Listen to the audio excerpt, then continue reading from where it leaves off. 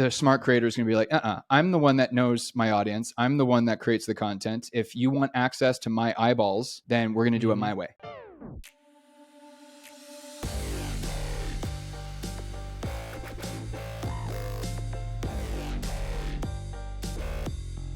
This was the first time I was attending VidSummit in person. I'd only bought the recordings every year before that. I'm sitting in the back row chatting with a friend of mine that I've known for a while, but this is our first time meeting in person. Again, just so awesome being in the room and feeling the electricity and just like seeing people eyeball to eyeball in 3D. And we're chatting about YouTube strategy, and we've known each other for a while. We're friends, and I've done some consulting for him. I can't remember how he put this, but he said to me, he's like, Andrew, this is the craziest thing. I'm like, what do you mean? And he's like, we're in the very back row. And so we've got, 100 rows of chairs in front of us. And he's leaning back and he just kind of points and goes, that's Zach King. And I'm like, yeah. So he's like, this whole place is just full of these huge influencers, these huge YouTubers that literally they post a video and within 24 hours, they've got millions of impressions and millions of views. And I'm like, yeah, this is VidSummit. This is creators helping creators. You're not going to see a bunch of fans at an event like this.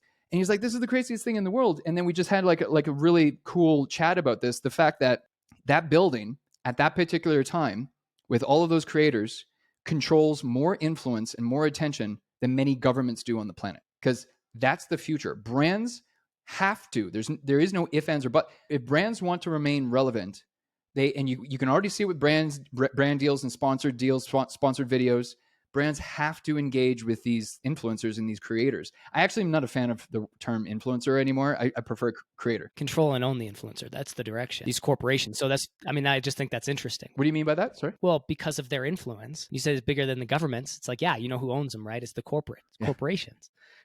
It's like they have full control over these influencers, these brands. Yep. They get to dictate the terms of what they say or don't say. And if they don't say it the way they want to say it, they're out. There's definitely certain situations where influencers have been controlled, but their audiences quickly turn on them when that happens. Like the smart creators remain true and authentic, and the smart creators will turn brands away and be like, no, you're not authentic, or you don't resonate with my brand. You don't resonate with my audience. I don't care how much money you're going to offer me. But once you get to a certain level, you can get beyond that. You can scale beyond that through corporate means, for sure. Like there are examples of content creators that have done such a thing. They're just they're too big. They got a new audience.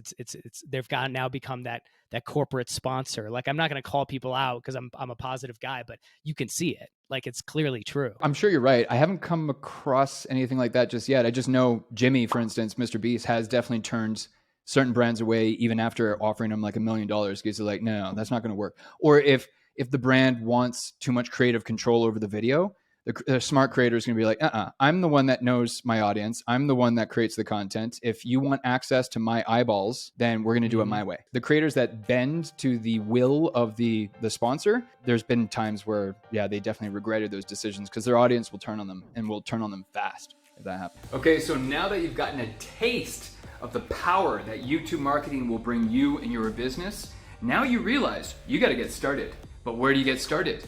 Let alone scaling a YouTube channel. How do I even just start a YouTube channel?